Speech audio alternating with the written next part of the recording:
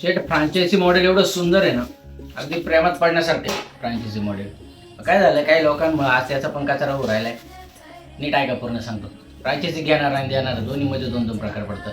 फ्रांचायझी जो घेणार आहे त्यातला पहिला प्रकार असा आहे, बापाकडे 10-12 लाख रुपये पडले कुठेतरी गुंतवायची, युवा उद्योजकचा टॅग लावायचा आहे नाव पुढं. मग एखादा रजिस्ट्रार येणार, 4-2 भाड्याची बॉडीगार्ड घेऊन मोठा कार्यक्रम होणार, रजिस्ट्रारचे फॉलोवर वाढणार, त्याचे 4-2 शाखा अजून विकले जाणार. 4 दिवसानंतर तुमचा धंदा थंड.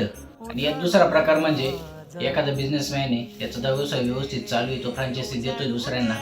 त्याच्याकडे एखादा माणूस बघतो, त्याची जी फ्रांचायझी, त्याची जी क्वालिटी आहे ती आपल्या एरियात चालेल का याचा तो अभ्यास करतो. त्याला असं वाटतं ह्या क्वालिटी ह्या रेटमध्ये आपल्याकडे लोक याच्या उडी मारतील, तेव्हा तो त्यांची फ्रांचायझी घेतो. मोठा कार्यक्रम न करता छोटा कार्यक्रम करून फक्त असा कार्यक्रम करतो की 4-2 लोकांना कळावं की इथं नवीन दुकान चालू झालंय.